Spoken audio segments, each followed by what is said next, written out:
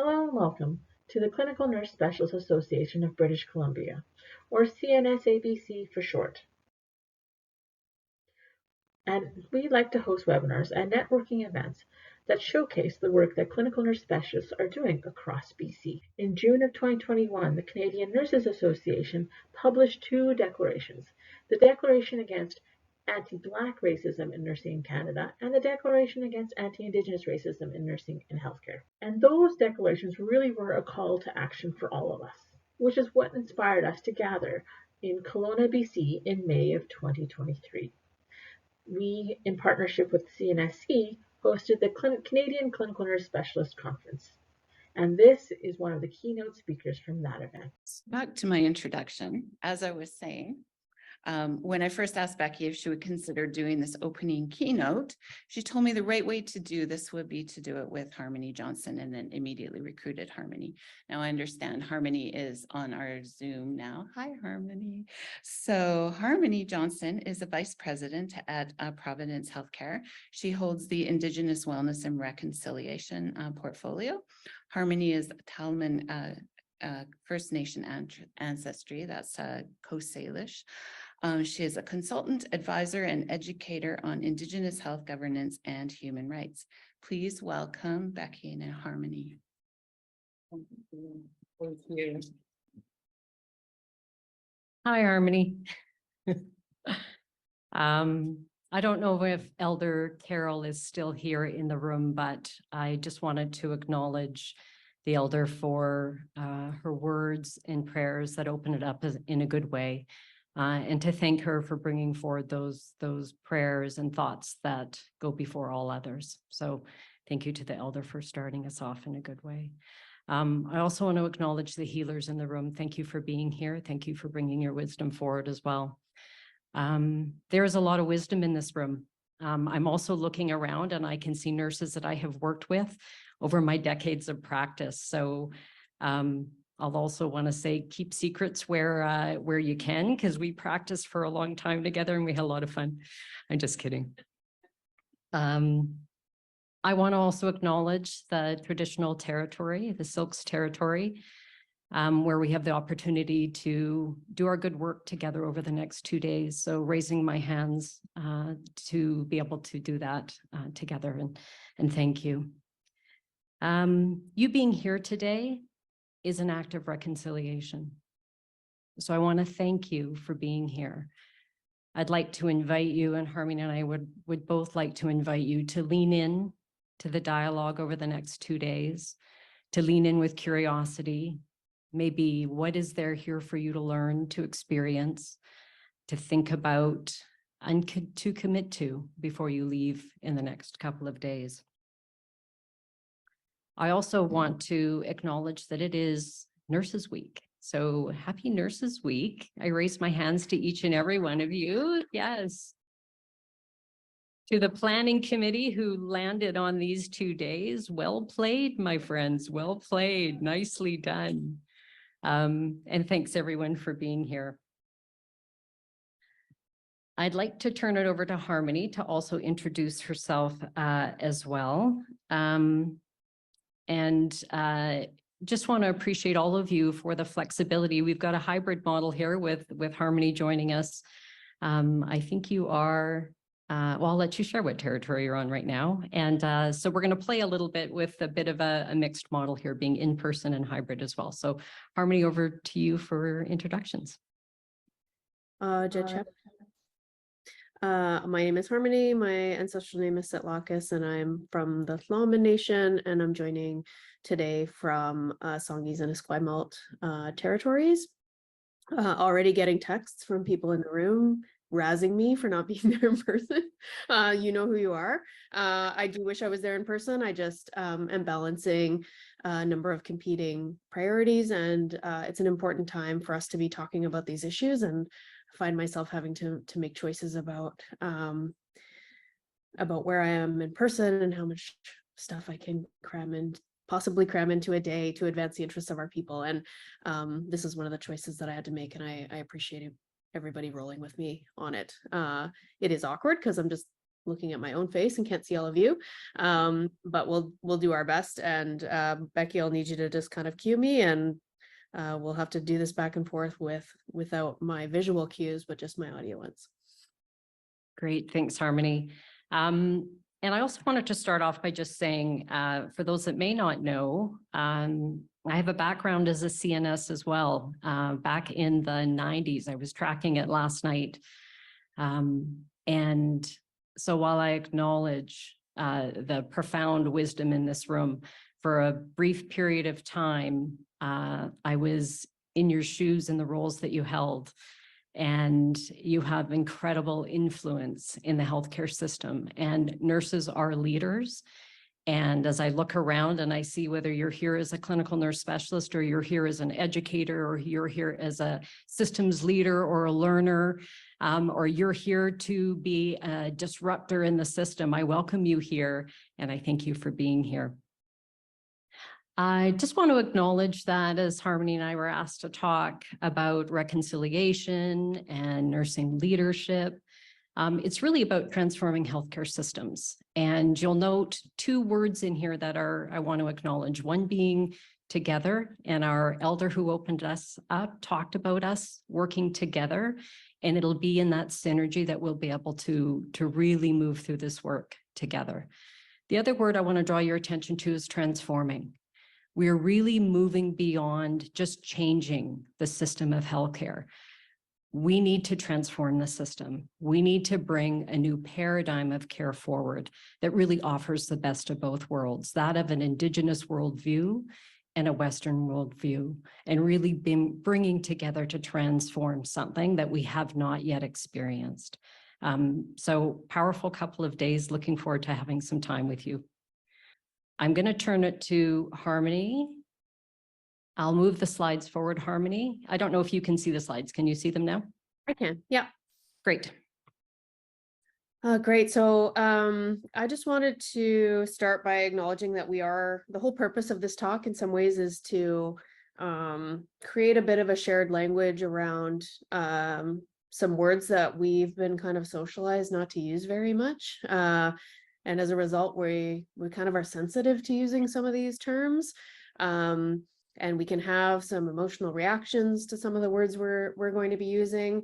So I just invite you to, I just kind of give fair warning, I guess, that I'll be using some of these terms in very direct ways, and they're not any sort of name calling or anything of that nature. These are words that I think we're seeking to normalize so that we can get ourselves around the problem using shared terminology and shared understandings, and with our problem solving and learning mindsets. So, so just an acknowledgement that some of the words we'll be using might make us a bit uncomfortable.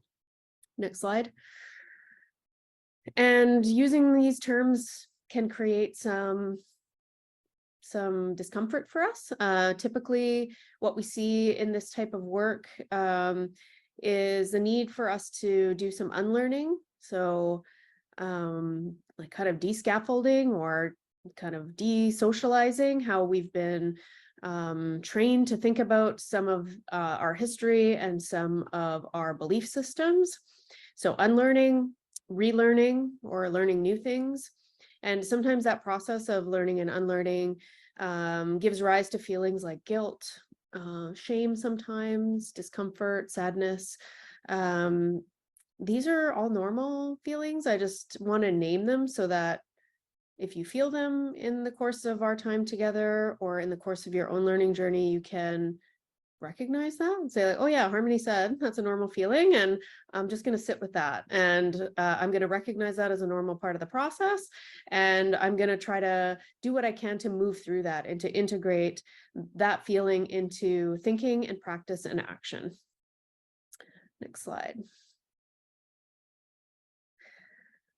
You can go one more. So I'm just going to cover a couple of terms that, or a few terms that I think we are often not sure like what to say. Like what I get a lot is like, I don't say anything because I'm not sure if I'm going to offend someone, or I don't know what words to use and what terms are quote unquote politically correct. And therefore, I just tend to defer and just kind of keep quiet. So keeping quiet on issues of racism, of cultural safety, doesn't help us uproot the problem. And so we do need some shared terms that we all feel pretty comfortable using. I'm not going to go through all of these in detail, but I'm just going to cover a few. So we hear sometimes terms like distinctions based, and it's like, what does distinctions based mean? And that's referring to three main kind of indigenous peoples in Canada: First Nations, Inuit, and Métis, each as a distinct group with different rights, histories, relationships with the crown, cultures, and even that is a huge aggregate. So I'll just speak on behalf on the First Nations component, given that I'm First Nations specifically, is like there are over 600 First Nations in Canada, and each of us is very unique. The language groups in BC alone are incredibly diverse. And so within First Nations, there are tremendous distinctions. And if I was to even think about my own identity as a First Nations person, kind of start with myself being a Tla'amin person first. Like that's how I identify. And then from there, maybe I'm an Ayajutham speaking person. And then from there, Coast Salish. And then from there, First Nations in BC. And then from there, First Nations in Canada. And then from there, an Indigenous person. So we can see how identity is really not the same as some of these terminology we use. And the key message here is really there is a wide diversity and distinction amongst what we kind of call Indigenous people in Canada. And it is important to be as specific as we can. So First Nations, Inuit, Métis, very different peoples. Within First Nations, wide diversity of people.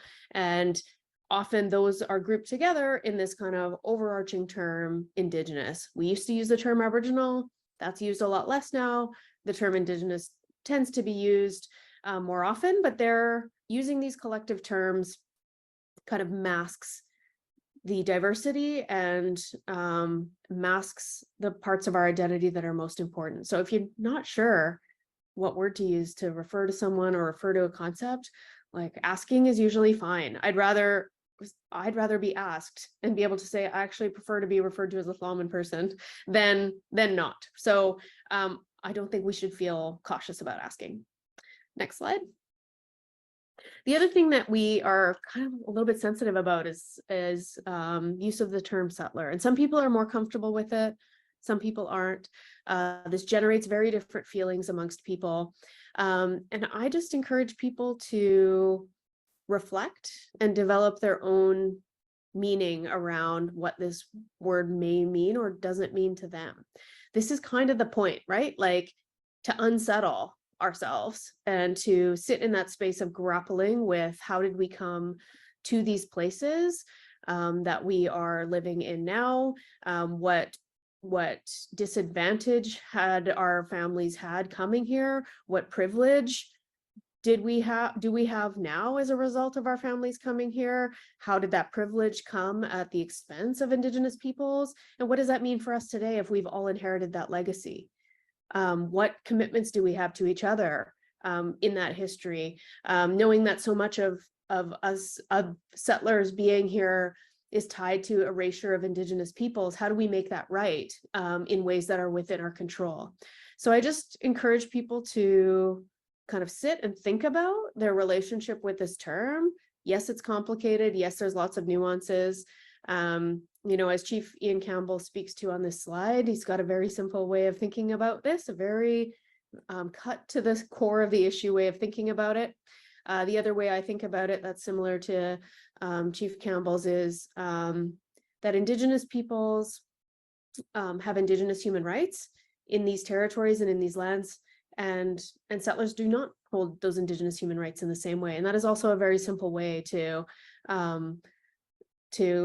bring some meaning around these terms without, I think, getting into the space of feeling like we're foisting a term on someone, right? Like we don't like that. Nobody really likes that. So this is a term that we've all kind of been using. And I think the more that we put thought around what that term means to us, then the more meaningful we can be in our relationships with each other. Next slide. So this is a set of terms that a few years ago I was involved in directing a review of racism in healthcare, the In Plain Sight study. And one of the key takeaways that our team had in running that review was that we were all using these terms in the system, but we didn't have shared definitions for what they meant. And as a result, that was kind of masking the problem in some ways. And so what we tried to contribute through the review was to articulate a set of terms and proposed starting point definitions in a logic model type of format. So what you see on the left are some of the problem words, right? Like, what are the issues and problems that we are seeking to address in our work? Racism. What does racism mean? It is a social process that is not tied to like biological reality. Race is not a biologically determined thing. It is a socially determined thing. It is a hierarchy of human value that's ascribed on humans, typically with white people or white passing people kind of at the top of that hierarchy. And then other races, kind of in other parts of the kind of racial pyramid from there. And indigenous peoples are faces a particular form of racism that is deeply intertwined with colonialism in Canada. And we'll talk a little bit more about that. Racism can be interpersonal between human beings, and it can also be systemic or structural, baked into our laws, our policies, our institutions. And all of this results in prejudice or profiling, a preset set of beliefs or treatment of a racial group, discriminatory practice, a differential treatment of those people in a negative way, and the opportunity to not have to kind of think about this stuff all the time or be subject to it is privilege. So to combat some of these issues, what are the mindsets, practices, and tools that we promote? So anti-racism is an active practice of combating racism in its various forms when you see it. So the opposite of racism is not racist. It is actively taking a stance to combat racism. So this is good, right? Because it makes us feel like we're active, we have agency, we can do something about racism. And this is why we have this hand in hand with cultural humility, which is an inward facing practice of self-reflection, of interrogating one's privilege, of interrogating one's biases, of reflecting on how one's socialization and issues of race is manifesting potentially in behaviors and in treatment of others. And so one is active, anti-racism, one is kind of reflective, cultural humility, and this is why these two practices go nicely hand in hand. And they are intended to achieve a set of outcomes that are really closely tied with Indigenous human rights. So often cultural safety and humility are kind of grouped together as one kind of long sentence. And what you can see here is we're teasing those out. The cultural humility is kind of the practice or the mindset, and the outcome is cultural safety. And although this is a concept that comes from New Zealand, and then there's a long history of working with this term internationally, here in BC and increasingly across the country in Canada, we've been also connecting this with the UN Declaration on the Rights of Indigenous Peoples and Indigenous rights to health as described in that international human rights instrument. And the UN Declaration, to my way of thinking, articulates the Indigenous right to health in 4 ways. 1, the right to self-determination. 2, the right to access and use one's own traditional medicines and medicinal practices. 3, the right to access care without discrimination. And 4, the right to substantive equality. And so what we see on this slide is like, here are the problems, here are the mindsets, practices, and tools, and here are the desired outcomes of our work, kind of all on one little map. And I think I'm handing back to you, Becky. timeframes. What we might do is I'm just putting it out there for you to plant a seed and maybe jot for yourself a question that you may have, terminology we might not cover in the next little bit that you want us to circle back to, if not at the end of the presentation, but throughout the next 2 days together. So Harmony, I think just we'll forge ahead.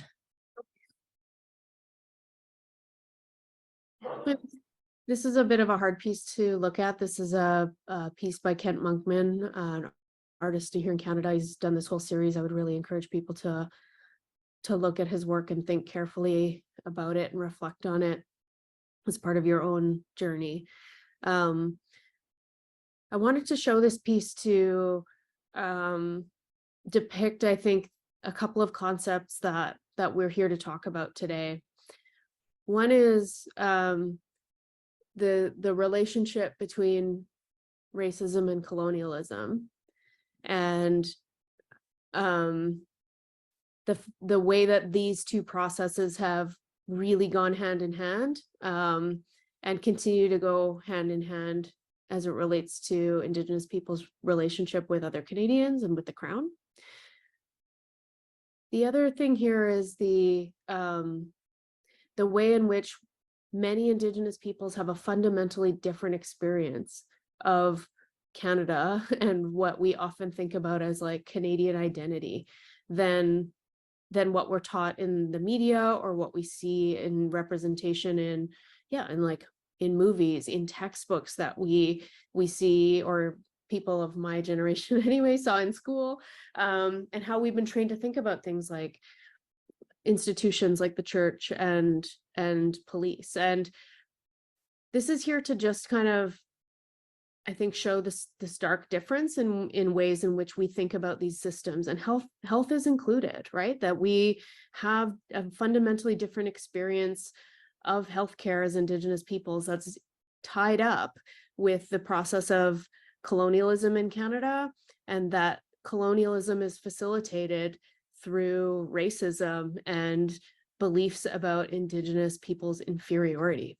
And we are still grappling with this today. And this painting, in my view, still represents the way many of our people feel about institutions and the work that we have in front of us to try to rebuild trust. Next slide. This is a slide that I saw Dr. Charlotte Lopi present years ago, and it just really stuck with me. And I've think it's such a nice, elegant way to describe the relationship between racism and colonialism. So starting on the right-hand side, what we have is this desire to colonize, right? To essentially to expropriate land and resources from Indigenous people. And to do that, like to make a case for expropriating someone else's land and territory, you have to kind of come up with some sort of rationale and belief system to allow you to do that, to facilitate that. And so there was a set of racist beliefs that were generated about Indigenous peoples. And many of those are still with us today. So things like Indigenous peoples are dying off anyway, they're genetically inferior. So this provides justification for taking land and putting people on Indian reserves, right? They're contagious, they're going to get us sick, they're dirty. Well, this creates justification for segregated Indian hospitals. They're bad parents. This creates the case for residential schools. So these belief systems and colonial policies go hand in hand. And our narrative, the one that we just saw in Kent Monkman's slide, our experience of that process is not widely told.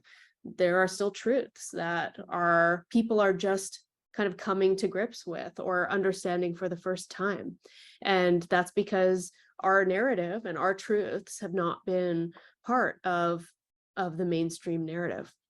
And as a result of that, most Canadians don't have a basic knowledge about these facts and truths.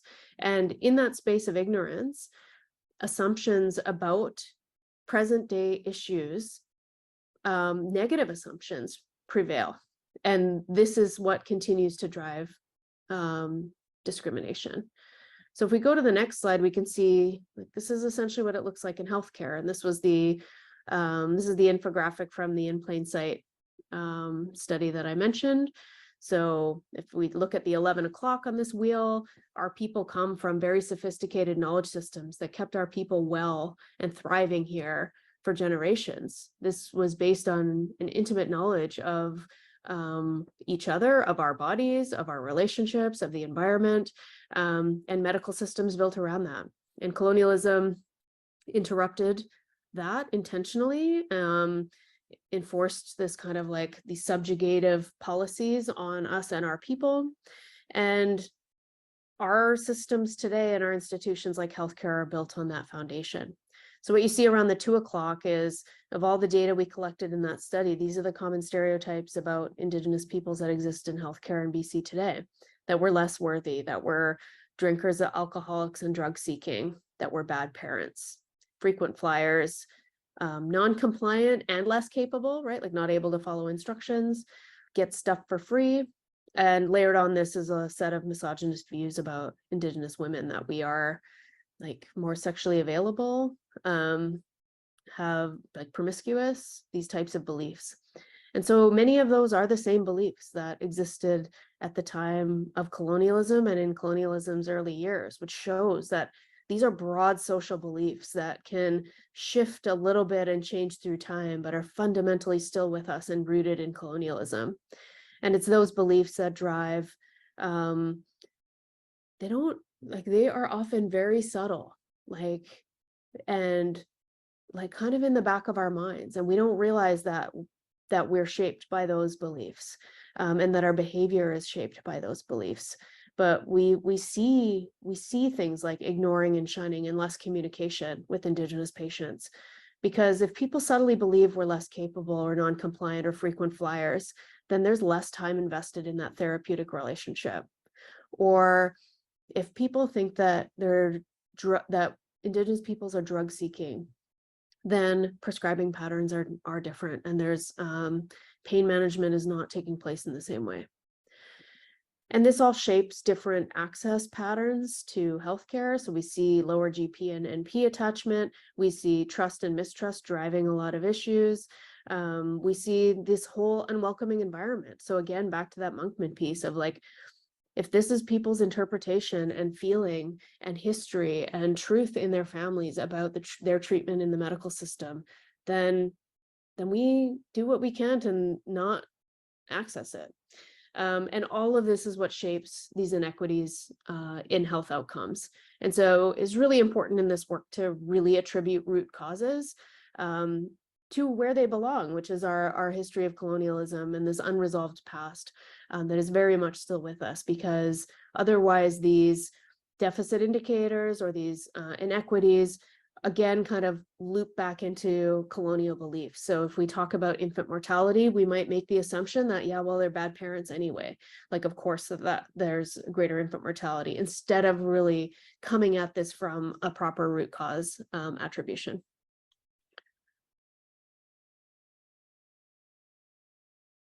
And I just wanted to take a second to talk about privilege again, and just remind us that like the ability to not have to carry all that around and experience that is privilege. Privilege is not about not having to work hard. Almost everyone I know works really hard and goes through a lot of hard things in their lives and experiences loss and grief and experiences positive things as a result of the energy that they put in and the time and investment that they make. And at the same time, it is also true that there are unearned privilege that some people have, and there is unearned disadvantage that other people have. And so when we think about things like gender, race, sexual orientation, these are all ways in which we may have earned or unearned privilege or oppression. And understanding the relationship of privilege and oppression is a helpful way for us to think about ourselves as allies in the work. So if we have unearned privilege, how is it that we can look to dismantle that system of equality so that everybody experiences that privilege and that our privilege isn't coming at the cost of someone else's oppression? What we'll do, Harmony, is move right to the ally conversation. And what I commit to doing is some of our reflection questions I can post up on the whiteboards that you see around the room, just to give an opportunity throughout the next day or so to reflect on those. And certainly we can come back to some of them. Great. Maybe if we just go maybe 2 more to that, 1 more. So what does this kind of look like in practice to be, like, how do we typically show up in these conversations? Like, all of this is helping us to, this conversation that I'm trying to have in a very direct way is intended to normalize this conversation, because what's on the screen here is kind of like what I observe often in doing this work, is that when we start having conversations about racism, people tend to think about it in certain ways, right? They're like, I've gone through hard things in my life and therefore I'm not privileged.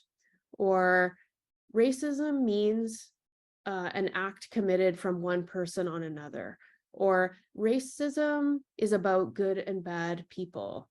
Or it's rude to point out racism. Like, these are ways in which we've been socialized to kind of like think about race. And so if those are kind of beliefs that we have, or those are inclinations that we have when we start having these hard conversations, what often happens is the conversation freezes.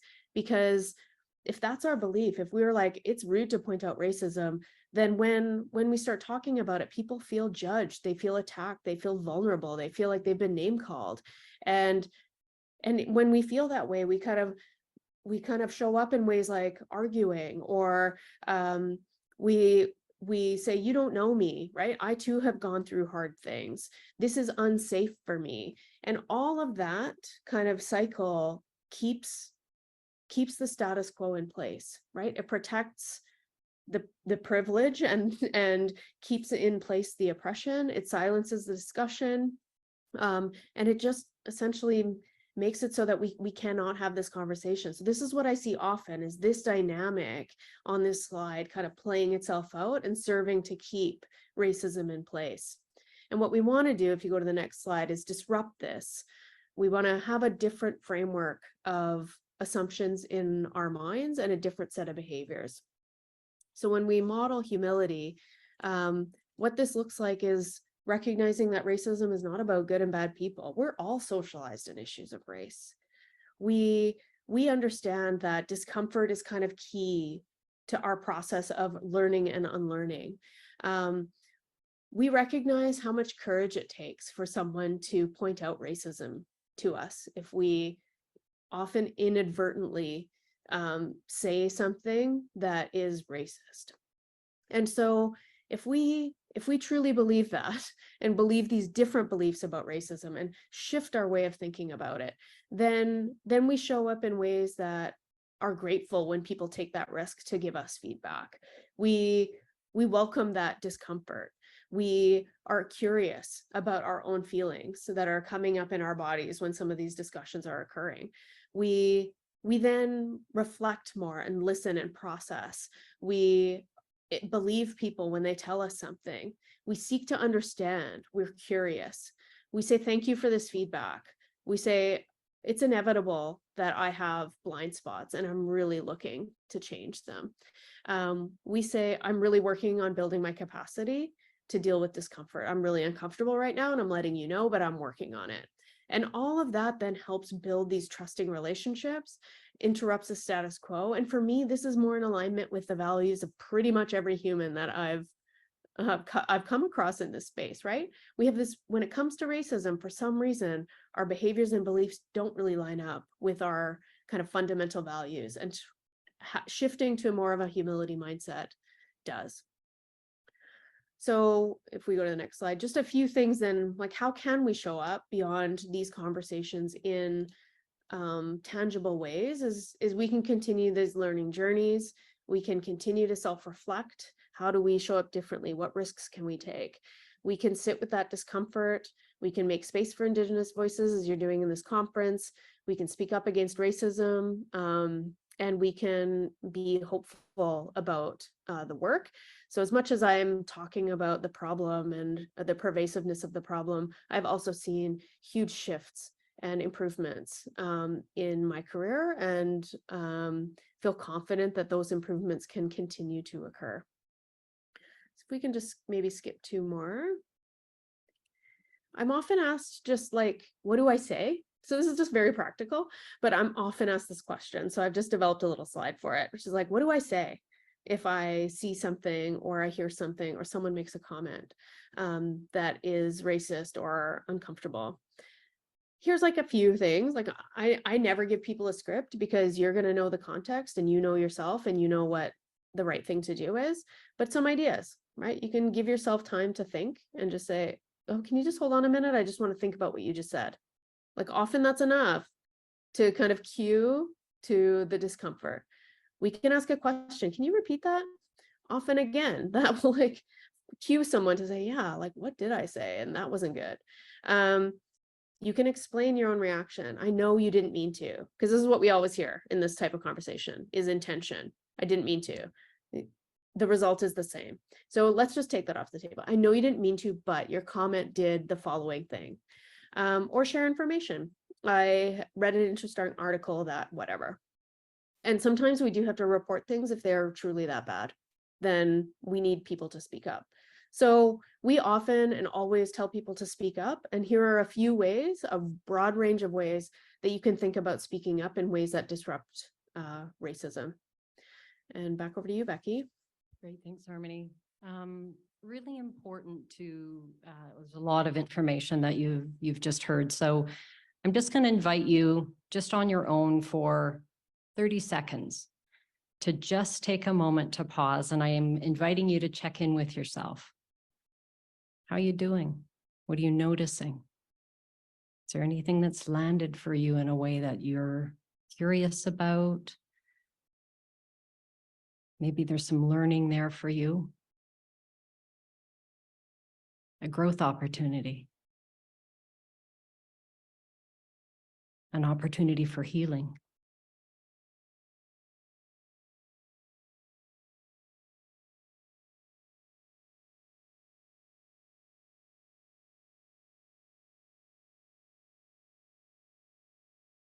I want to acknowledge Harmony and her thought leadership in this space, and for really guiding us with her wisdom.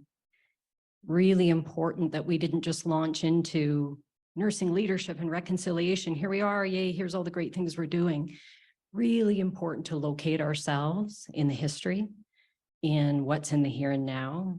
Had a brief conversation this morning in an acknowledgement of we meet people where they're at, and people are on a very different journey in this space. And so that notion, I saw many of you taking pictures of slides as well. Happy to share, those slides around fragility and humility and making that shift. And so just want to acknowledge, even in the invitation to speak today, and I've been thinking a lot about this actually over months. So this hasn't been a sort of last night, oh, hey, I'm going to be up here. But it's such important work, and it's hard work and it's hard work. And so within that, it isn't a box that we check to go, we're there, we're allies. Yeah, we're there, we have humility. It's not a noun, it's a verb. This is a journey that we're on. And so that journey can start today. You can take what you've sort of heard and learned and bring it forward. And an invitation, and this is just something I've had to do on this slide, which is why I haven't moved it forward, is I actually wrote out a few words for myself that come to me in moments where things aren't feeling right. They're not connecting with my value system, or knowing that, there's racist comments being made, and it's not okay to stay in silence around them. So, what is the words that I can use that are authentic to me, that can bring us to a new place, and not just as a bystander to racism, sit in that space. And it can happen at all stages and experiences that we have, pardon me. As an example, we have an opportunity to coach our future generations as well. My son was taking an English class in university, and he chose to write a paper on murdered and missing Indigenous women and girls. And he was questioned why he would want to do that. And how is it of any relevance to you? I was shocked that that was the reception back. And so the opportunity to sit with him and go, okay, here's an opportunity. What do we want to invite in terms of planting a seed of learning for your faculty member? Why not? If not him, who has the responsibility to learn more and to talk about it and learn more about it? So in shifting a little bit to the lens of nursing and, what can we do? What's happening now? So we've kind of got the what, so what, now what? I want to acknowledge in this work, Margot Greenwood, who is currently the scientific director at CIHR. And her framework that she's put forward has been around structural, systemic, and service delivery, or sort of that individual change. And recognizing, and I'll talk us through these a little bit and give some examples of good work that's being done and maybe plant some seeds of where to from here. It's really important to acknowledge that, this is really iterative and these structures feed off one another. So you could think about it in terms of macro, meso, micro as well, and at that individual level. But really aligning simultaneously across all of these three levels is really going to be what's necessary for systemic change. And so at the structural level, got lots of notes here. What you guys don't know is there were about 68 slides we were going to present, and we are going to move that down a little bit. But at the structural level, this is really speaking to legislation, policy, agreements, memorandums of understanding, and nurses are involved at these tables and are influential at these tables. So I'm just going to share a couple of sort of key documents, and nothing you've got to acknowledge overtly, but just a question for you to think about. Which of these are you familiar with? What is your depth of knowledge around them? And then it's really an invitation to lean towards some of these seminal work and as a way to learn more. So the Truth and Reconciliation Commission of Canada calls to action.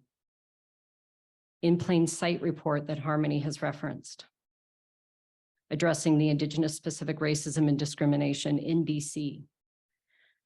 How about the United Nations Declarations of Rights of Indigenous People? Reclaiming Power and Place, the final report of the National Inquiry into Missing and Murdered Women, Indigenous Women and Girls. The report of the Royal Commission on Aboriginal Peoples.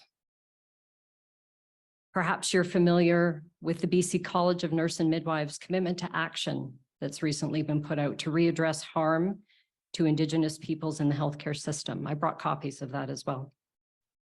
Also the BC Center, BC College of Nurse and Midwives practice standard for all registrants, something we ought to all be really familiar with. And the Health Standards Organization, the accreditation standard around cultural safety and humility, which is a BC standard in a partnership with a Health Standards Organization, Accreditation Canada, and key work that was led by Harmony and others who are in this room. I'm acknowledging Tanya, who's a big piece of that work. Perhaps you're familiar with the BC Patient Safety Quality Council and the Quality Matrix and the acknowledgement of cultural safety and humility in that work. If those are unfamiliar to you, an invitation to learn a bit more. Key documents for us. So work is happening at the structural level in legislation to help move the dial in cultural safety and humility. We have opportunities in front of us at the global level, at the national level, provincial level, and I'll be real quick on those because I think my time is up now. I'll comment here that the International Council of Nurses is in Montreal at the end of June, beginning of July. I know that there is also a focus on cultural safety, humility, racism, et cetera. There's a team at Providence that has an abstract that's been accepted. We'll be reporting on some important work that we're doing to move the dial here. Lots of opportunity at the national level, at our national bodies, CNA, CNF, all doing some significant work in this regard. We have a federal chief nursing officer who has this as part of her mandate as well, to really shift the dial towards a new way to be working with all people. I also want to acknowledge Dr. Lisa Bork-Bearskin, who's in the room joining us today as well, who's holding some pretty significant roles in terms of opportunities for structural change. So holding a chair position in indigenous nursing research, doing some tremendous work in that regard. Also sharing and work around how do we advance in the education system, Masters of Nursing for Indigenous nurses, looking at things from different worldviews. We have an opportunity in this province too to, I'm going to say disrupt. I was at a conference a while ago. It wasn't a nursing one, it was a technology one, and their tagline was designed to disrupt. And I think every nurse in the nursing conference went and took pictures beside that sign, which I think is brilliant. I have one as well. Really, we have an opportunity to disrupt real colonial structures that are in place here. There's a lot on this slide, and I'm not going to go through it, but suffice to say, together, and I acknowledge together because we are stronger together. The work that can be done with our college, with our union partners, with our association partners, with the Ministry of Health, with colleges, with health associations, et cetera, we are stronger together. In each of these spaces, there's a significant amount of work being done to move the dial. Acknowledging the roles held by folks in this room that are really like the key work is to bring visibility to what needs to happen and to help align. But I'll acknowledge this is not Indigenous people's work. This is all of our work. This is not on the shoulders of Indigenous people. So the invitation here, and it's actually no longer even an invitation, it's legislation. It is a practice standard. It is how we need to show up in the world because it's the right thing to do. It's legislated and it's the right thing to do. But acknowledging Tanya Dick, who's in the room here, holding a position in the ministry as well, leading cultural safety, humility, like again, bringing visibility, bringing voice, acknowledging Tanya as well in her role as a partner with the UBC School of Nursing, ensuring that anti-Indigenous racism, anti-racism, cultural safety, humility, other worldviews are seen in big colonial structures.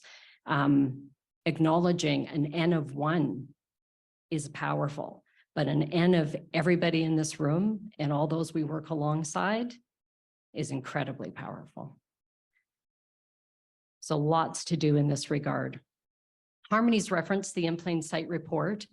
Again, there is an executive summary worth reading. I have copies as well. Recommendations put forward that really are asking us to not only know better, but to do better. It is part of our legislation. There's a lot of bodies working on this as well. I think I'm going to skip over this because I know I'm out of time. We'll have time over the next couple of days to capture some of these thoughts as well. Want to acknowledge this as we looked at Margot's slide where we looked at structural. Then you've got system change that needs to happen within organizations. Number of different examples here. I'll give you one where, for example, Providence is hiring a clinical nurse specialist in cultural safety and humility. We'll have a board here. Anyone from Providence, please lean into asking questions about this. So what are we trying to do? What are we trying to achieve with this? And it's about lifting each other up in the work. How do we create visibility around it, but create structures that support as well? Our work and my work is about unlearning, undoing, relearning, and moving to action.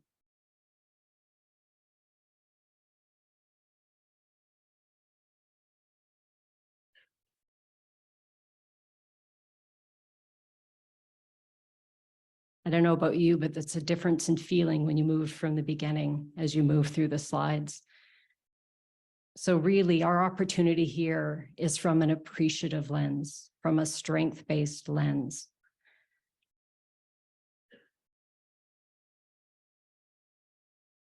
There's a lot we need to do individually as well. Harmony talked about education. That's pretty pivotal. You're here. It's a way of leaning into the work, and I thank you for that. I've got a number of different examples here that we were going to share, but I think what I'm going to do is I'm going to invite the Planning Council.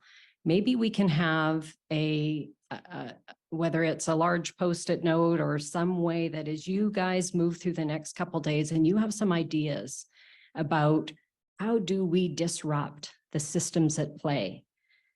What needs to happen as you think about your own sphere of influence, the organizations you work in, the structures that you are either paying a fee to or you belong to? What do they need to do differently, hearing and learning what you will over the next couple of days? And again, I'll plant these for you as well. So Harmony, I don't know if you want to share a little bit about your definition of reconciliation. I'm not sure if you're still here. I know you had to pop off, but. Yeah, I'm still here. I always love learning from you, Becky. So I'm absolutely going to stick it out.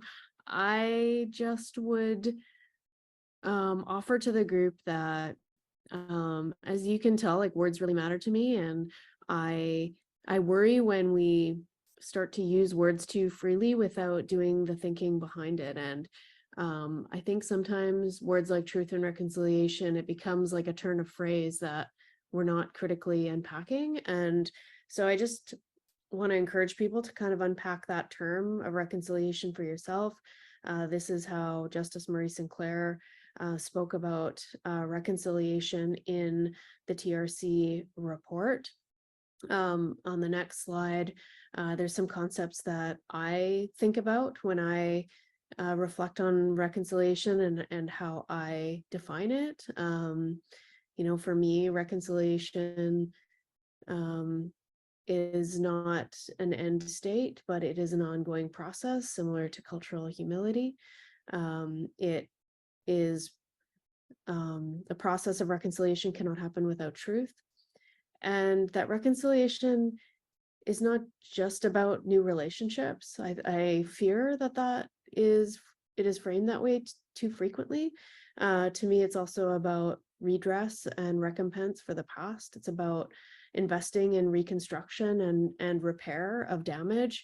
And it's about ongoing relationship and reciprocity in ways that are grounded in respect, as per Justice Sinclair's quote, that we are not coming at this from the subtle belief system that Indigenous peoples and our knowledge systems and our ways of being are inferior or less capable. So all of reconciliation is grounded in respect. So just wanted to offer those few reflections on what that term means to me, and would encourage people to put some thought into what it means to you and how you define it and understand that term. Thanks, Becky, and everyone. Thanks, Harmony. So just leave you with the next two slides, which is commitment is an act, not a word. So over the next couple of days, thinking about what's your call to action, what's next for you. And just a comment here, how will we know we moved the dial on this? And I love it when this was shared with me before, because sometimes as a health systems leader, it's really easy to default to, hey, we're doing a great job. And here's the reasons why we're doing a great job. But it's not me that gets to say we're doing a great job. We'll know we've moved the dial, and we'll know that our systems are culturally safe and accessible and providing excellent care when Indigenous people tell us that we are. And that's a really important measure of success in this. So again, this is a journey. We keep moving forwards together. I acknowledged before, when we know better, we do better. And, you know, where do we start? And again, you're going to be hearing a lot. There's so much wisdom in this room, and I'm looking forward to learning over the next day and a half. We can start with education like today, lifting each other up in kindness, that we're all learners in this work, that we're all leaders in this work, and there is something available for all of us, wherever you're at on this journey. And we can start with inclusion today. We can start with building relationships, but that's not where we start. We're in this for the long game. Those of you who know me well know that I'm a sports person. So I always think about this sometimes that, you know, there's some quick wins. There's some things we need to do here and now, but this is generations of work. Elder George has said to me, you know, the work that we're doing now is going to impact future generations. And that's pretty powerful. That's a big call to action that I'm willing to lean into. So realizing now that in this moment, you're creating your next moment. So this is a call to action for you. And this is what's real. So on behalf of Harmony and myself, gratitude. Thank you for inviting us. I look forward to the next couple of days of being with you and working alongside you and learning with you. Harmony, thank you as well for joining. Gratitude. Thank you for joining us. If you would like to learn more about our association, please visit our website at www.cnsabc.ca